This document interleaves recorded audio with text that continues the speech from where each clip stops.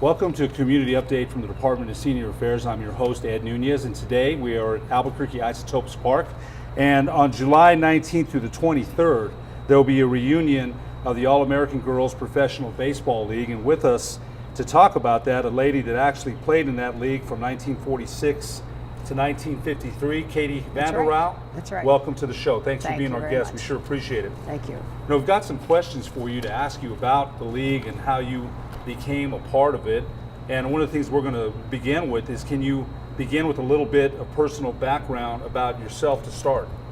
Can you tell us a little bit about yourself? Yeah, well, I was born in Fort Wayne, and I grew up in Fort Wayne. I played softball in Fort Wayne for many years, and when the Fort Wayne Daisies came to Fort Wayne, I had just graduated from high school. So I went for a tryout, and luckily enough, I was taken by that team. So that's how I got started. That was in 1946. And you know, that's again an era gone past. It's a long time ago, and we'll talk some more about that. But I think, what did your family do for a living at that time? I mean, a lot of people would probably want to know that question. What did they do for a living? My mother worked she worked for in the offices of a big drugstore line, and my dad was a maintenance man for the city Fort Wayne Public Schools. You know, and at that time, we're talking about the 20s and 30s, the Great Depression of the United States. Were they able to keep their jobs through the yes. 30s? Okay, that's really important, because a lot of people were not able to. You know, Katie, the other thing is, you know, you had enough to eat growing up. How many kids were in your family? I had two brothers, so there were three of us, and they were both older, and I was the only girl, so you can imagine how abused I was. Did you put some abuse on them too? Oh, yes. I'm sure you did. You know, Katie, I think the other question is, there's a time when people can't imagine, you know, even just recently, girls and women being so involved in athletics. What was it that led you to wind up getting involved in sports competition? What led you into that?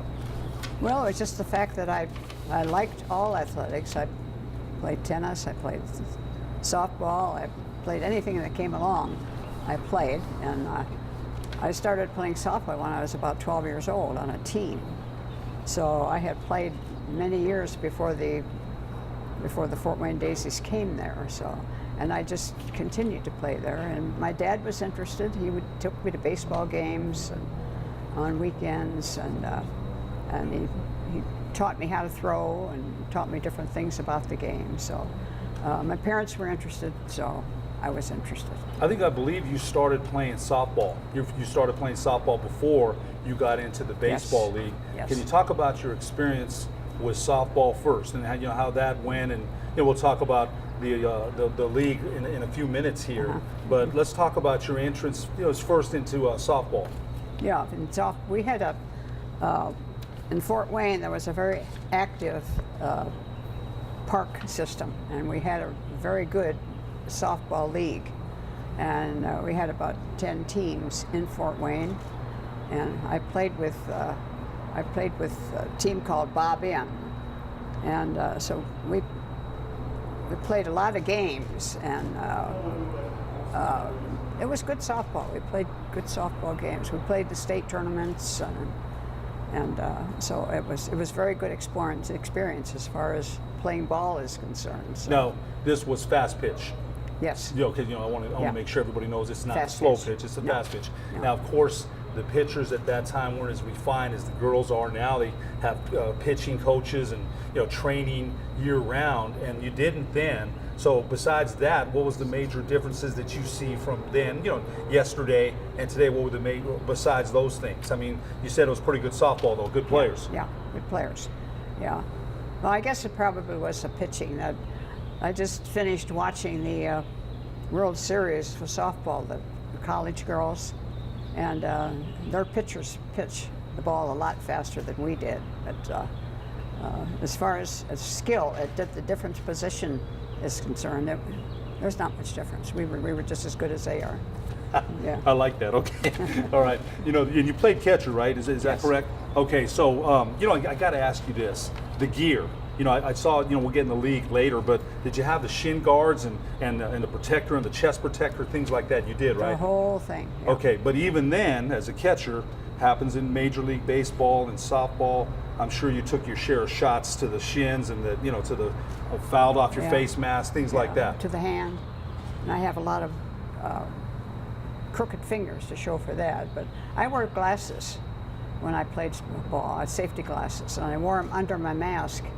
And if I got hit right squarely in the head with a foul ball, I'd end up with 2 black eyes. So I had about 2 black eyes for half the season. And people forget catching is a grueling position, whether it be in softball, Major League Baseball, college baseball. You got to squat, you got to get up, you got to throw the ball. It's a pretty tough position. Yes, it is. Regardless of what level we're playing at. Yeah, that's okay, true. so that's some great background there. I have 2 replaced knees. oh, okay. So as a result of being a catcher, Yes. then, when and those were replaced when? About 10 years ago. Okay, well they lasted a long time. Yeah. Okay, all right. That's important to know that too. So, did you first learn about the league in 1946, or had you heard about it before that? I mean, what made you get Yeah. involved with the baseball I heard league? about it before that. It started in 1943, but not in Fort Wayne. And the team came to Fort Wayne in 1945 or 6. I can't remember which. And that's where I heard about it, of course, in my hometown. So, and I was playing softball. I thought, well, I might as well try out for that and get paid for something that I love to do. So, And so at that time, you were aware of the league. You were playing organized. Was that a popular thing for girls to do at that time? Play organized baseball. You know, it's not even so much today, although they play softball. But was it that must have been a popular thing to do at that time? Not really. It was almost unheard of at that time. We played a lot of softball, but nobody played baseball. None of the women played baseball. So this was a little bit different from softball. Right, and you know, because that's one of the things that even today, you know, you don't see a lot of women playing baseball. Although women's softball is really risen to a different Right. level altogether. Right. Because, like we said, with the training, so that's kind of an interesting thing. You know, as a catcher, did you call any pitches? You know, as you know, in softball, we'll get to baseball in a little bit. But either way, either one, baseball or softball, did you call pitches? Yes. You did? Yes. What kind of pitches were the most popular ones that they threw at that time? Curveball probably was most popular, and there was a fastball, of course, and what we called a screwball at that time. I don't know what they call it now. It had a curve the opposite direction as a curve. I don't know what they call it. That's a no, they have different names for those pitches now, so I don't know. Wow. what they So are. did you A drop. a drop. Threw a drop. Drop yeah. pitch. Did you get shaken off a lot by your pitchers? Do you remember getting shaken off? Or Well, once in a while, not very often. so it even happened then too. People need Yeah. to remember that. Oh, It's yeah. baseball. You know, things happen the same way as they did in the men's league. That's right. The other thing I want to ask you is this. I heard you know, one of your interviews, and you said you were managed by Hall of Famer Jimmy Fox, I believe, and some other men that were your managers. Can you name some other men that were your managers? Bill Wamby, Dave Bancroft, they were major league players. Quite a few others. I can't remember who they were right now. Bill Allington, he was not a major league player, but he was one of our better coaches. What I want to ask you about Hall of Famer Jimmy Fox. I think he Yes. has 536 home runs, if I'm right.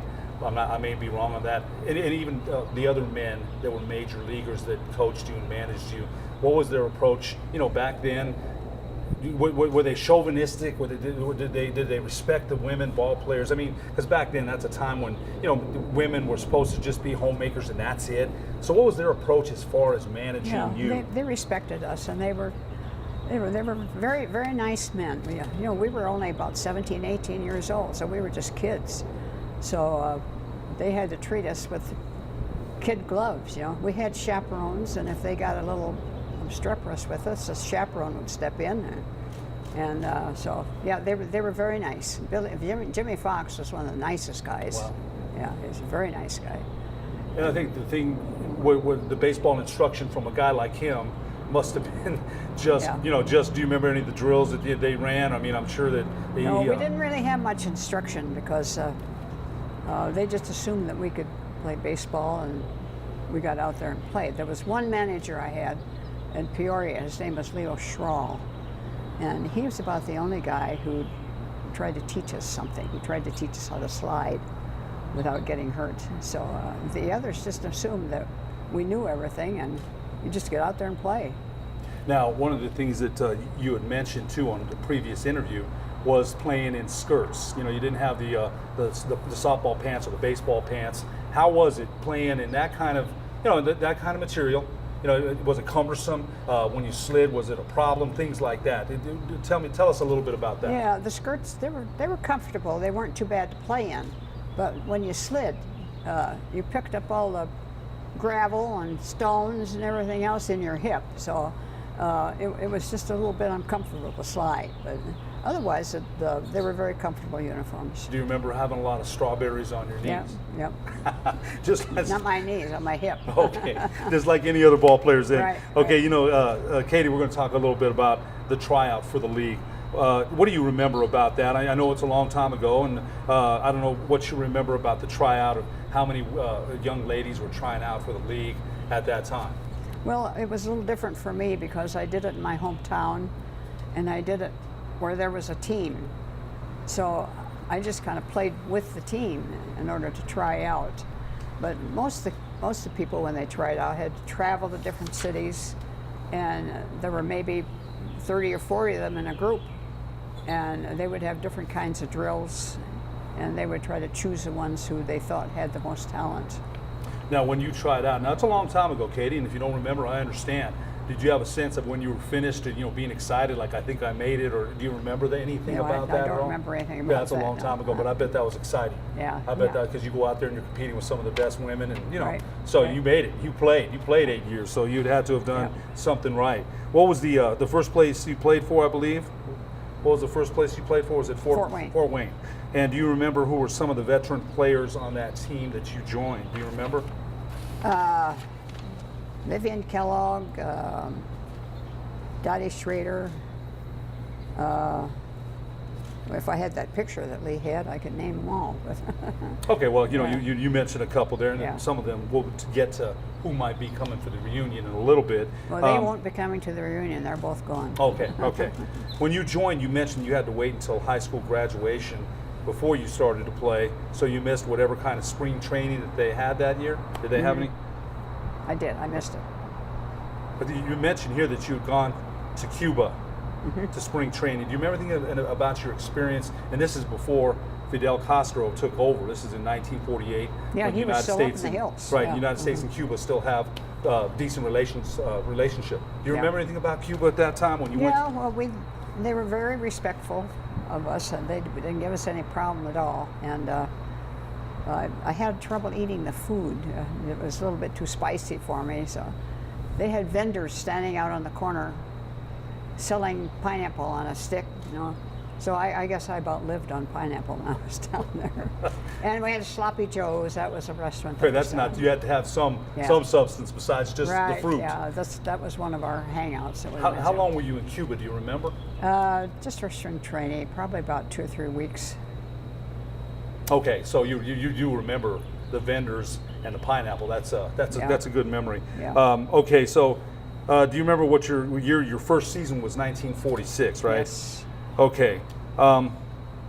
Now, as a catcher, did you have a lot of pass balls or wild pitches? Because, you know, that happens in softball, baseball. Yeah, Did you have, even in Little League, happens everywhere. Yeah. Did you have a lot of that? Yeah, it happened to me too, yeah.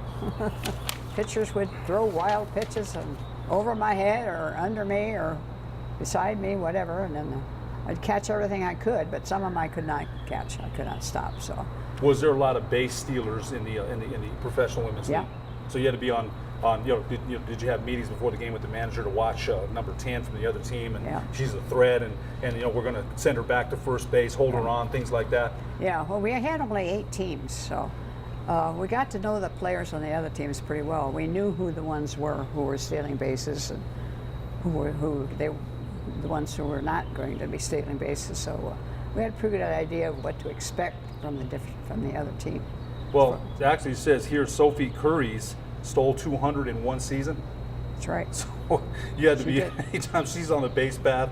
I mean, you knew she was going to steal. I don't know what Ricky Henderson stole one year. I mean, Ricky Henderson, the all-time base stealer. That's a lot of bases in one season. Yeah, so well, she'd get on first base, get a hit or something, and get walked. she'd be on third base before you knew it. She'd be standing over there on third. Wow, She'd that's steal some both bases. bunt a lot. Did she bunt a lot to get on base? Just to get on base? Was she a bunter? Do you remember? No, she was a hitter. She was a pretty good hitter. So no, when she's on the base pass, you really have to beware. Yeah. Wow, 200 bases is incredible. Did you get much of a chance as a catcher to throw batters out? Oh yeah, yeah, it did. And did you have, as they say, a gun? Were you good at it? Yeah, I had a pretty good arm. Yeah, yeah.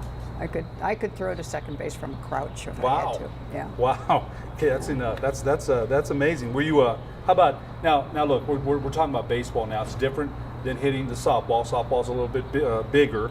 As far as baseball, did you have any problems hitting the baseball? Were you a good hitter? No, I was not a good hitter. I was a good hitter in softball because the ball was big, I guess, and I could see it. But in baseball, I was not a good hitter. I couldn't hit the curveball, and I just had a hard time hitting. And I was not a fast runner, so if I did hit the ball, sometimes I could beat it out, and sometimes I couldn't. Did you have a lot of hitting practice? Did they throw Yes, to you we a lot? did. So you did. They did work on that. I did that every day, yeah. How about as a defensive catcher? Were you a good defensive catcher? Yeah, I was a good defensive catcher, yeah. Except for the pass balls. So, and that happens. I'm sure Yeah. you know that you're still in the league and you still started. You were starting lineup every day, right? Yeah. Manager put your name down every day. So, Yeah. despite all that, you were still there. How long did you stay in the league, Katie? I believe you started. You started in 1946. Mm-hmm. How long did you stay? I was in the league for 8 years. Okay. You know, at the time that you joined the league, how much of the rules and regulations was on dress and behavior, and how much of that do you think is still in place? In other words, how much of the rules and regulation was on dress and regulations, and how much was it? Yeah, well, we had quite a few rules that we were supposed to follow. We had one that we called no fraternization, which meant that we were not supposed to go to the other team and fraternize or go out and eat with them or anything of that sort.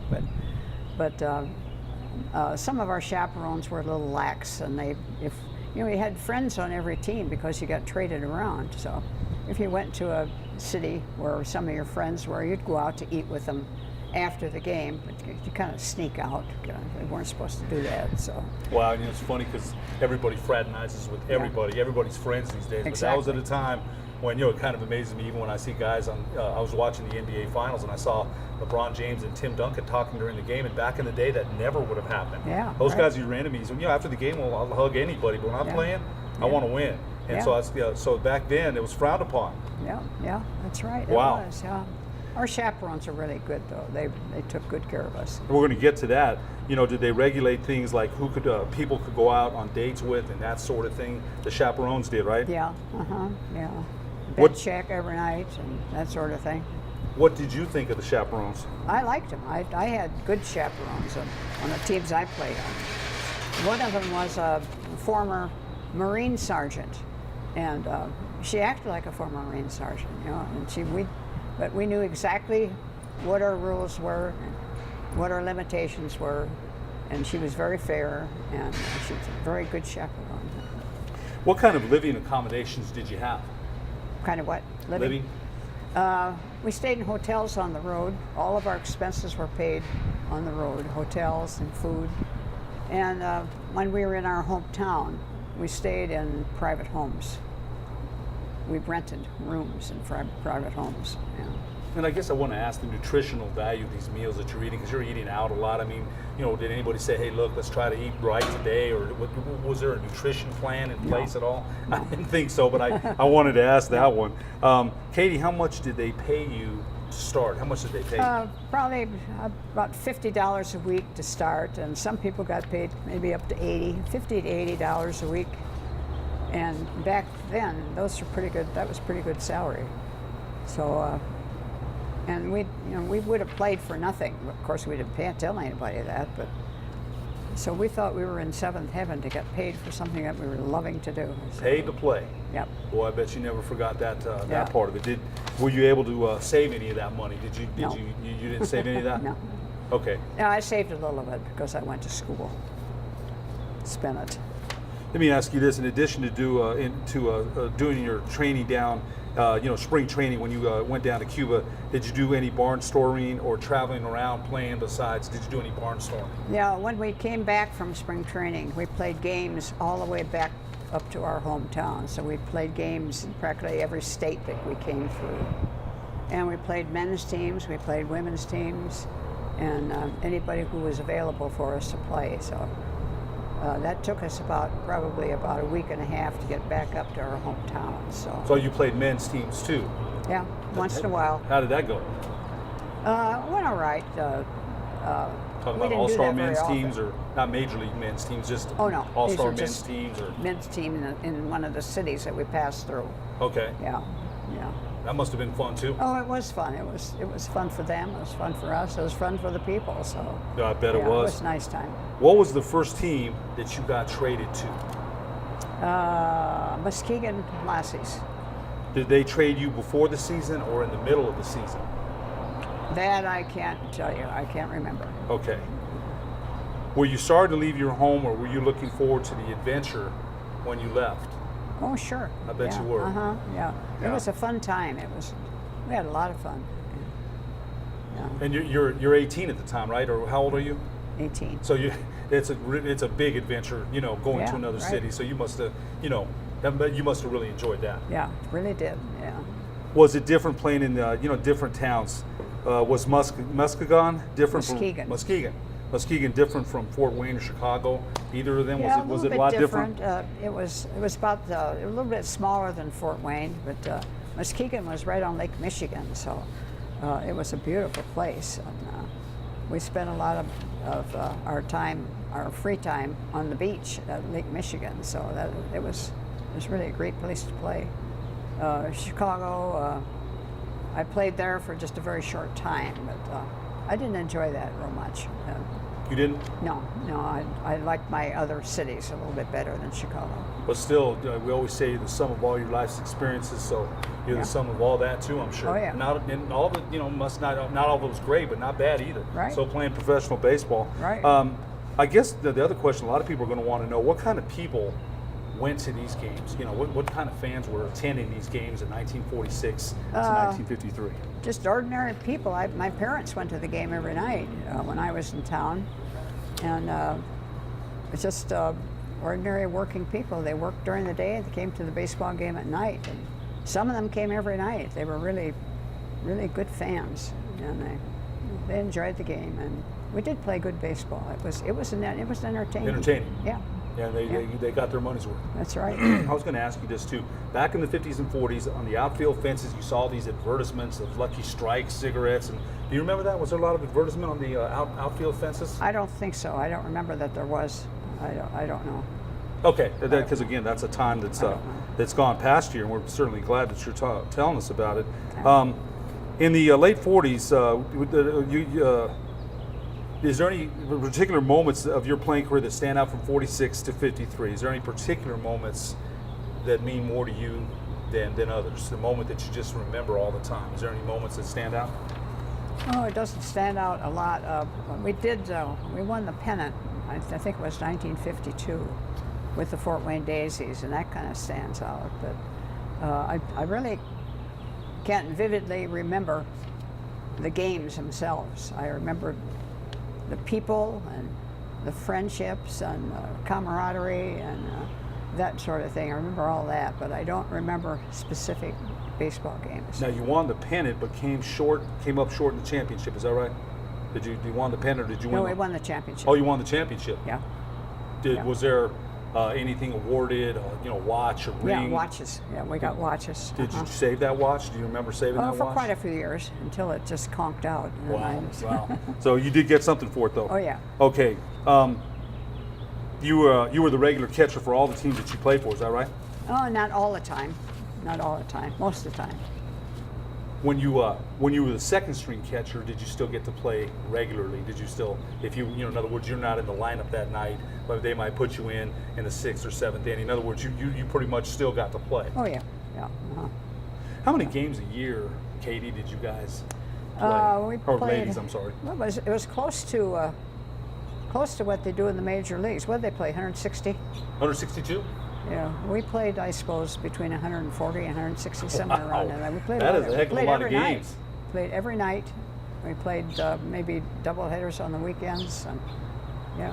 Wow, that is a played a heck of a lot. lot of games. That really is. I didn't expect you to say that. That's Mm-hmm. a lot of games. How did the game change over the course of time that you were playing? Did they do different things with the rules and the size of the ball and things like that? How was it different at the time you ended your career than at the time that you started? Yeah, the ball was, they made the ball a little bit smaller. I think we started with a little over 10 inches. And by the time I finished, it was down to 10 inches in circumference, compared to the 9 inches for a regular baseball. So they made it smaller.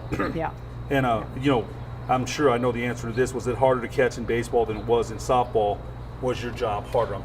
I'm sure it was. It was. Because you got the Because- pitchers throwing, like you said, the screwball and things like Exactly. that. Different pitches and different things happening during the game, and yeah, it was much more involved as far as baseball is concerned. Wow. Yeah, I bet it was. Did you learn the batters and the kind of thing the same way they do these days, that so you could know who could hit what? In other words, your pitcher, you've got a certain batter coming up, and you talk to your pitcher about it. So you pitch them inside, pitch them outside. You guys had those ladies Yeah. had those kind of meetings. Yep. Same they thing. did. No, Yep. no different there. Did you have now you had a couple pitchers you said shook you off, but not a whole bunch. Uh-huh. You guys were pretty much in sync. Yeah, they shook us off once in a while. They'd shake the catcher off, but Did you have to go out to the mound and have little yeah, conferences we had once in a while? Conversation once in a while. Infield conversation to everybody, or just you and the pitcher? Yeah. Uh-huh. Just Most you of and the time. Just you and the pitcher. Unless something got critical, and then the whole team maybe got together. The whole infield. The whole infield, Yeah. just like they do. Yeah. No different. Uh-huh. Same game. Same Everybody might thing. wonder, same thing, right? Same thing. Strategies, trying to get Yeah, people exactly. out. Okay, so that's important too. Now, did the managers call pitches from the bench? Sometimes managers do that. Did they call pitches from the bench, signal you, and what? No, They never no, did. We didn't do that in those days. They do that a lot now. I know in softball they do that a lot. In fact, they have to wear a little thing on their arm so they know what the signal means. Signal is coming from the bench. They have to look at their arm to find out what that means. Wow. Boy, my, how times have changed. No, so the managers didn't do that. Why did you wind up leaving the league, and why did you stop playing? You played 8 years. That's a pretty good, solid career, I think, for anybody. Why, Yeah. why did you end up, Well, quitting? interest in the league was diminishing because the men were coming back from the war and baseball started up again. And I was starting to get little injuries that I thought, well, if I'm going to live the rest of my life, I don't need to have all these things wrong with me. So I thought, well, maybe I better stop doing this. So I just stopped and got into other careers, other things. And so it just kind of, it faded out really after 1946. The league just stopped after baseball players came back and they started Major League Baseball again. When was your last season? Pardon me? Your last season was 46. no 1953 was your last season. You stopped playing in 1953. Is that right? 53. Right. Yeah, I'm sorry. Yeah. And I started in 46. you mentioned these things, but how could you tell the league was kind of declining? It was getting ready to. How could you Well, tell the yourself? attendance was dropping, and people were just not as interested as they originally were when we first started. And so it was just getting more and more difficult for a city to support a team. So there were a couple of teams that played on the road. They got into buses and they went to different cities and played in that city, and then they go to get and load the bus and go to a different city, and they did that for almost 2 or 3 months at a time. So they did that after the league folded. Wow, that's quite a story there. You got into teaching afterward, and we'll get into where you taught and things like that. Was anybody aware that you had played professional baseball? Did you ever talk about it with No. your students or anybody? No. And you got into some coaching yourself, right? Yes. Did you ever mention it to the players that you taught, that, hey, I used to play in this women's No, professional not really. baseball league? It never came up. I just never talked about it until the movie came out, of course. And then everybody knew.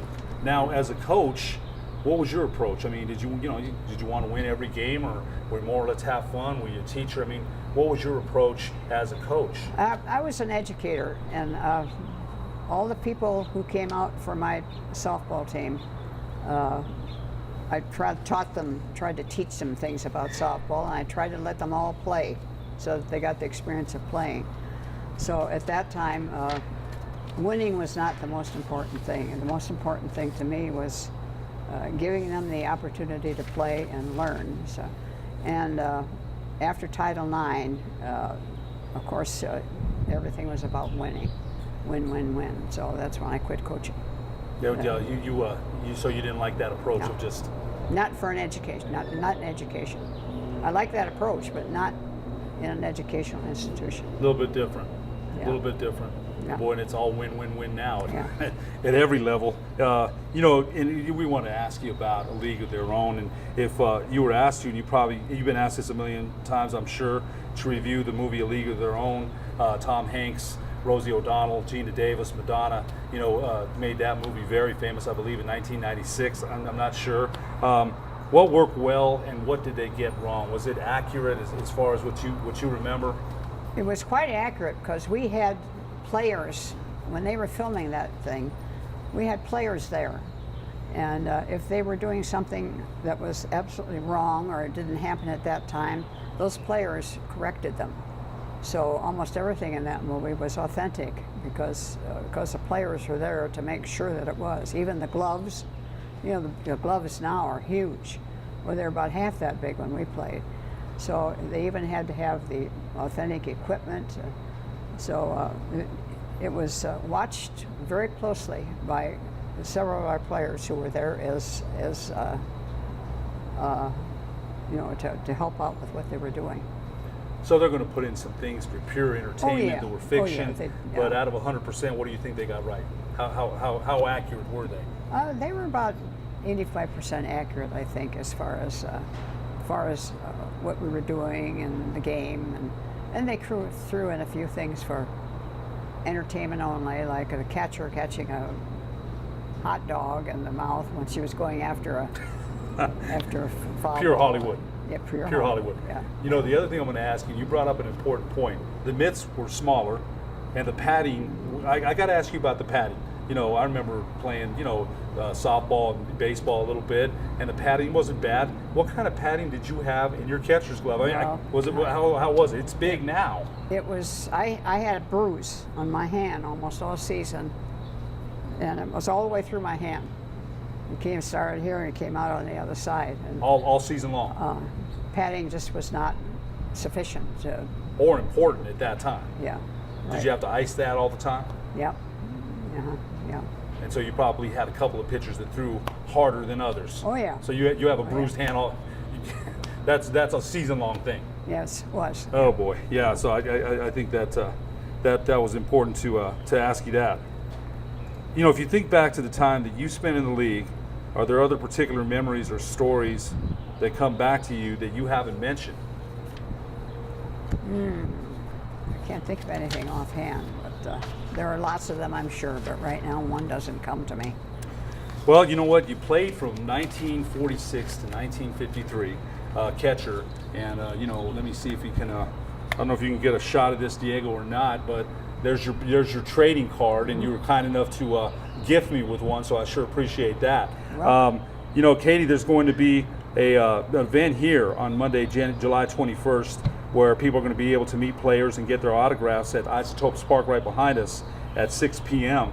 So you're going to, and they're going to have a screening of A League of Their Own on the video board. So I know you're looking forward to that event. Is there anything else you want to say about that? It's actually July 19th through the 23rd, a reunion of players that are still around from that league. Is there anything you want to talk about the that? The game itself is on the 20th? I think it's on the 20th. Uh-huh. And that's when people can come and we'll be signing autographs, and they can meet the players. And it'll be a good opportunity for people to come to the game that night and see the players. It might be their only opportunity. Well, you know what, Katie, it has been a pleasure. Katie Vondrau, All-American Girls Professional Baseball League player. Thank you so much for being our guest. I can't tell you what an honor and pleasure it was. Well, thank you very much. I appreciate it. You bet. Yeah. For the Department of Senior Affairs, I'm Ed Nunez.